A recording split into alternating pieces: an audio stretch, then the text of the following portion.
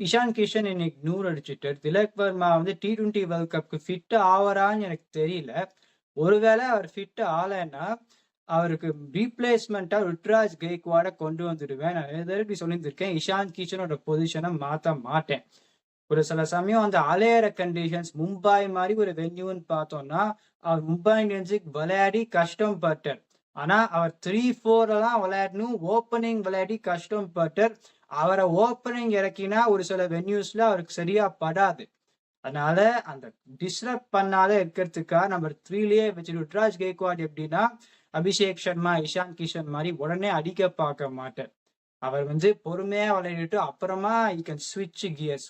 இப்போ ருத்ராஜ் கெய்க்வாட் இல்லைன்னா சில பேர் என்ன கேட்கலாம்னா ஜெய்ஸ்வால்னு கேட்கலாம். எதனால நான் ஜெய்ஸ்வால் கொண்டு வர மாட்டேன்னா அபிஷேக் சர்மாவும் அடி, ஜெய்ஸ்வாலும் அடி, இஷான் கிஷனும் அடி.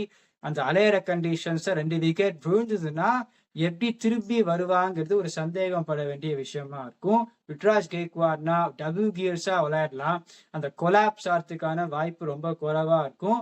அதனால என்ன பண்ணலாம்னா இப்ப நம்பர் 8 பேட்டிங் வரைக்கும் போறான். நான் திருப்பியும் சொல்றேன், இந்த பேட்டிங் எனக்கு நம்பர் 7கே தடவை பேட்டிங்கே கிடைக்காது. என்ன பண்ணலாம்னா ருத்ராஜ் கெய்க்வாட் கன்சிஸ்டன்டா விளையாடிடுவார். அவர் சுத்தியவர் எல்லாருமே அடிப்பார், அவரும் அடிப்பார். அந்த கேஸ்ட குல்தீப் யாதவும் கொண்டு வந்துட்டா இப்ப Varun Chakravarthy offensive spinner, Axar Patel defensive spinner. Kuldeep Yadav விளையாடாத இருந்தானா 2 ஸ்பின்னரோட தான் போவா. இப்ப குல்தீப் யாதவும் விளையாடினா 2 ஒஃபென்சிவ் ஸ்பின்னர், 1 டிஃபென்சிவ் ஸ்பின்னர். இந்தியாவோட பவுலிங்கும் ஸ்ட்ரெங்தன் ஆகும், இந்தியாவோட பேட்டிங்கும் ருத்ராஜ் கெய்க்வாட்னால ஸ்ட்ரெங்தன் ஆகும். ஸோ நான் திருப்பியும் சொல்றேன், திலக் வர்மா ஃபிட்டா இல்லைன்னா அவருக்கு ரீப்ளேஸ்மெண்டா பாக்குறதுக்கு பதில் ருத்ராஜ் கெய்க்வாட் ஓப்பனிங், இஷான் கிஷன் 3னா it will make India stronger.